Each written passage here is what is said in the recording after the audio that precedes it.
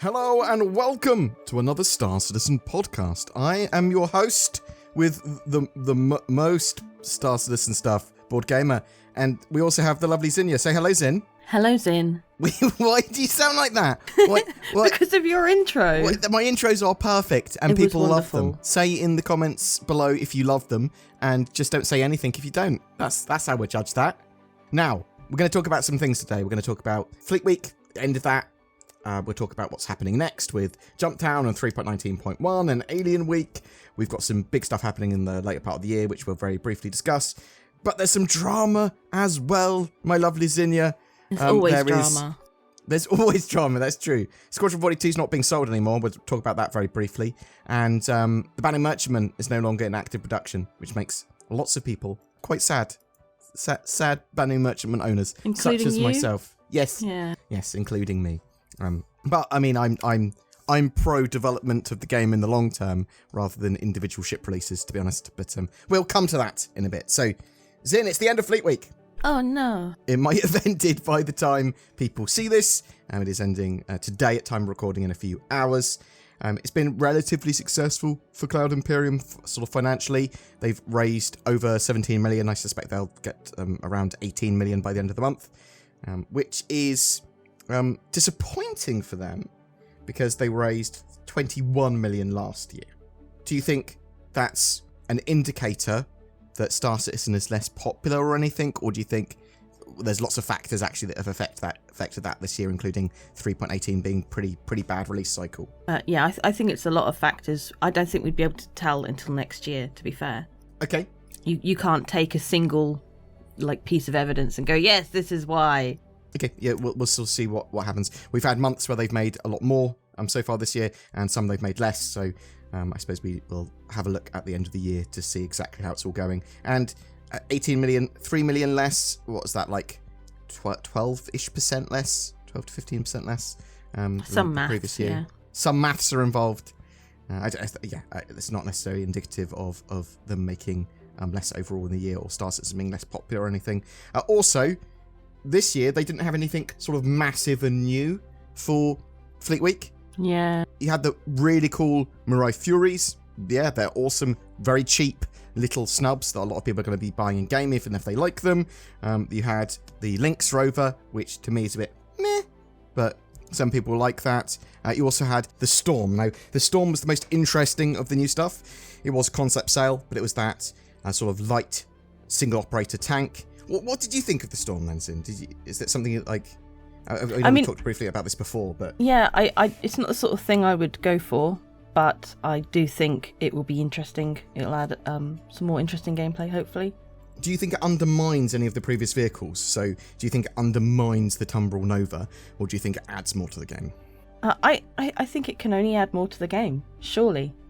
People will have their preferences. I would prefer to sit in a turret with somebody else driving a tank. So, yeah, they say the Nova is much better for you because you can focus on gunning and other people can focus on operating and sort of moving it.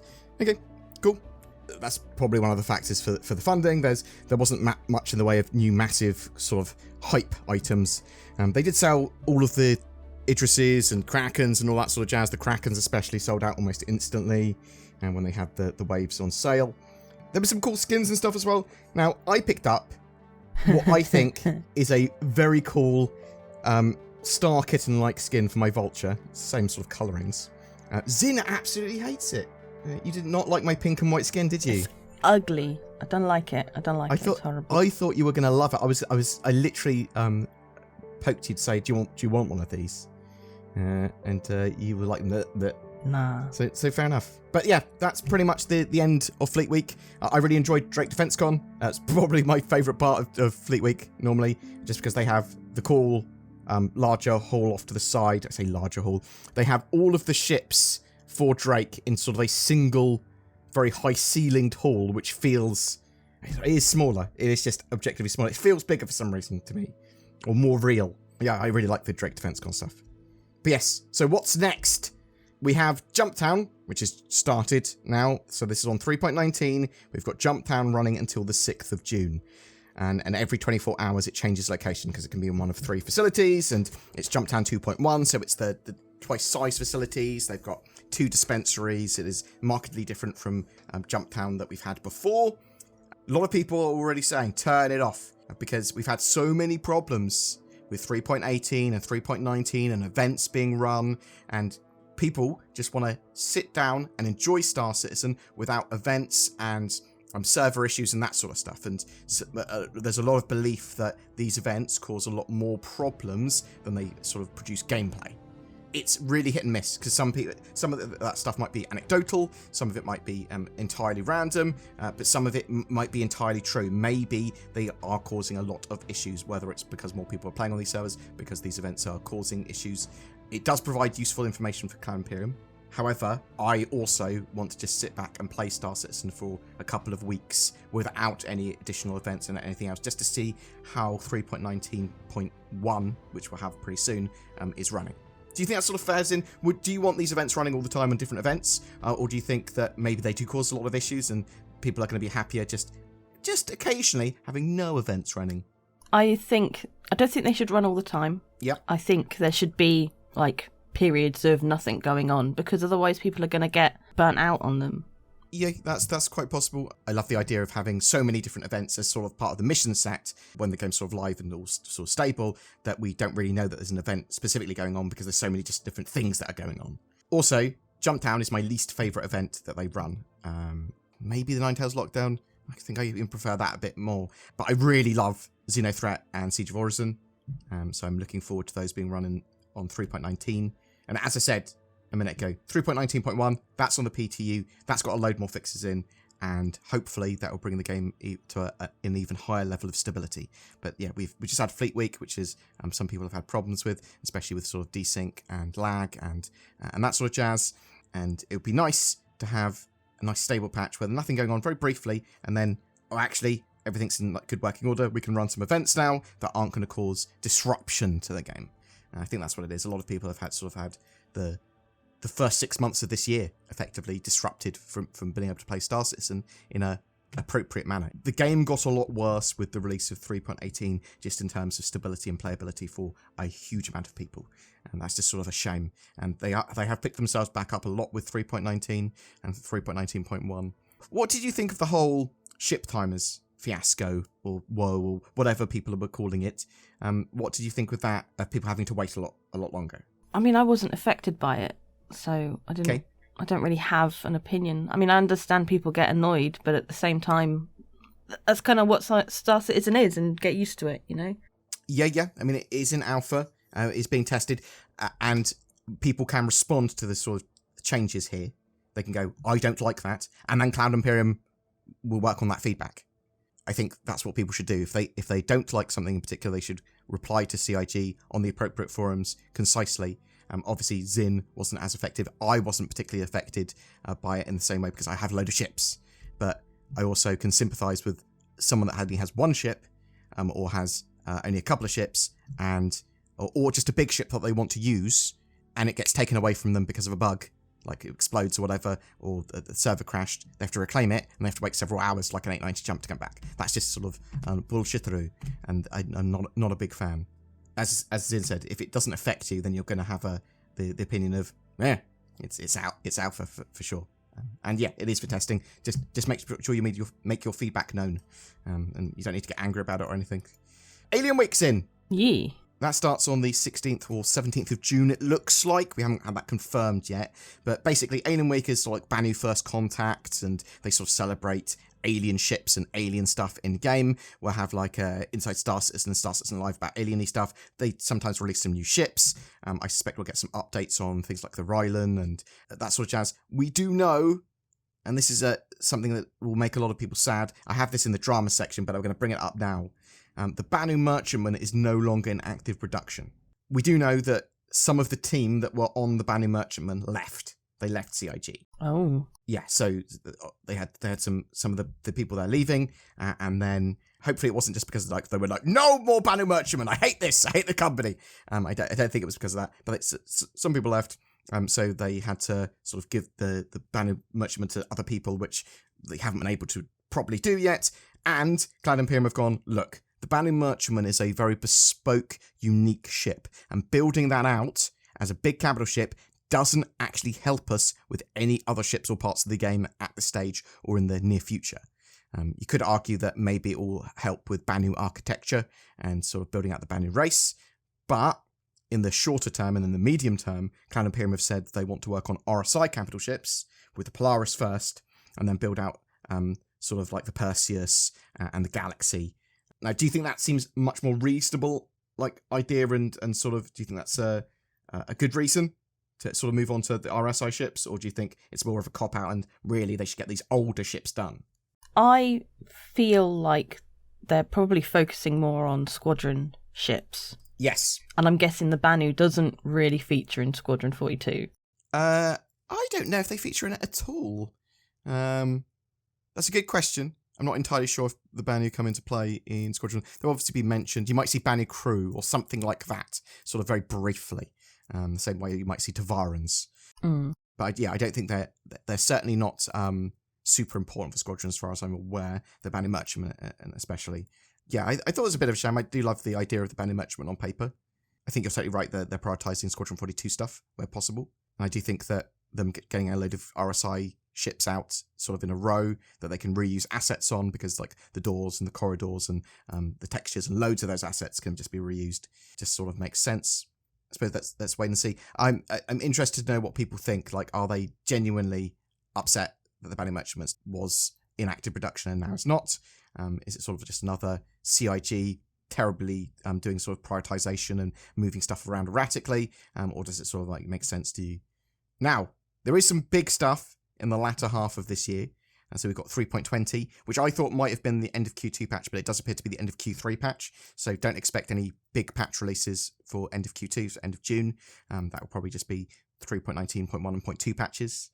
3.20 does have, at the moment, it's marked as having the Hull C, some new retrieve consignment missions, which has you looking at a consignment list and finding critical items and rescuing them and bringing them back. And then we also have ship trespass as like a new feature, which will go, you are on board someone else's ship and you are not in their party. That means you are trespassing and they can freely beat you up, kill you, whatever, without getting a criminal rating themselves.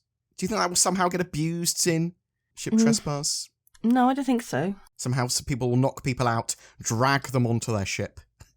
So that's my genuine worry at the moment. I'm pretty sure knocking someone out is assault, an offence, surely. Yeah, so what if you get one of your guys to knock someone out, leave your party, knock someone out, bam, drag them onto your ship, and then just leave them there for a second? I think that's very convoluted. I don't think that's going to happen at all. Okay.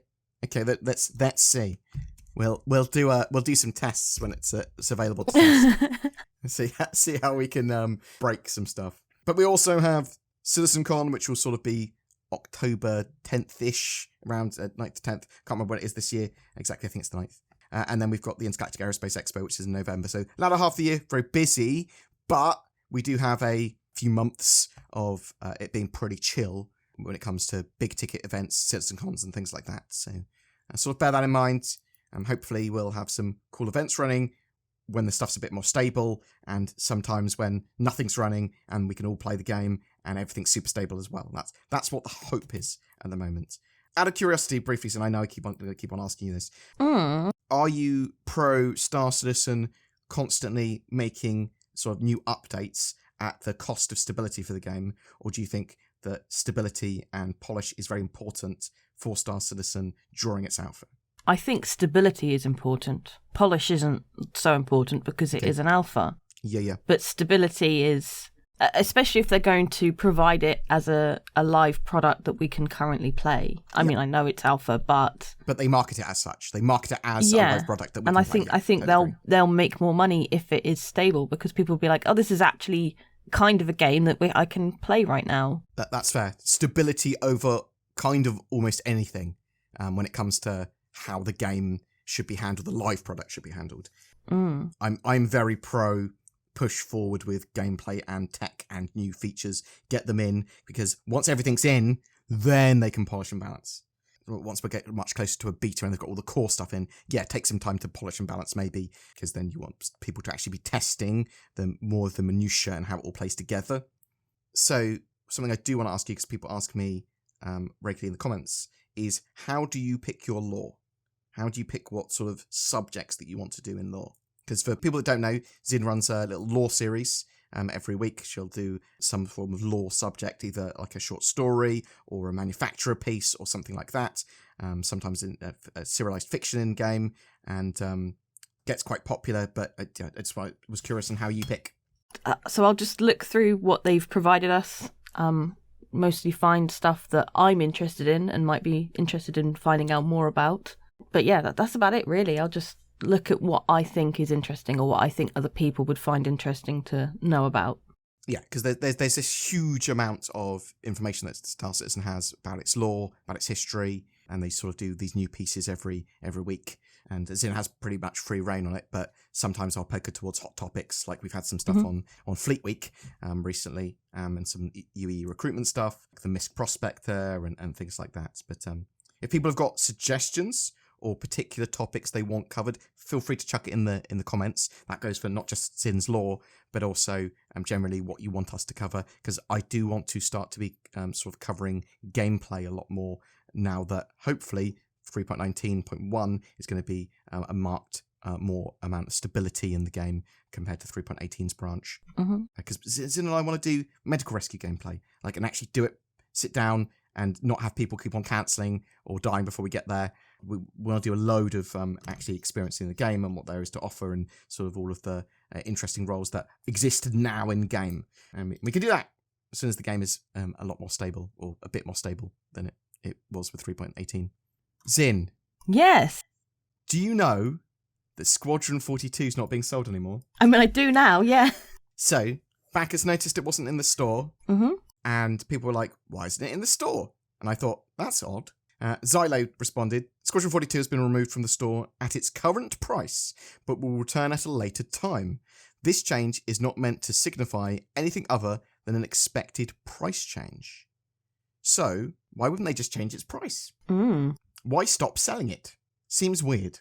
But Cloud Imperium have obviously responded to that. Now, lots of people are thinking maybe it's because there's going to be an announcement about Squadron 42 later this year, and it's sort of like it's going to be released in like 18 months or a year's time or something, or they're going to announce it at CitizenCon that's going to be released. Some people are thinking that, it's more nefarious than that. They can't sell it for some reason.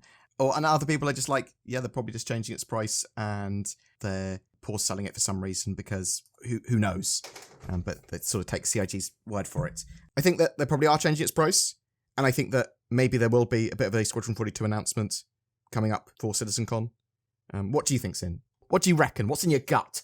I'd like to think that it's because they're going to do an actual announcement. Like he's saying, like, it's not meant to signify anything, but they have to say that, don't they? Yes. Yeah. Yeah.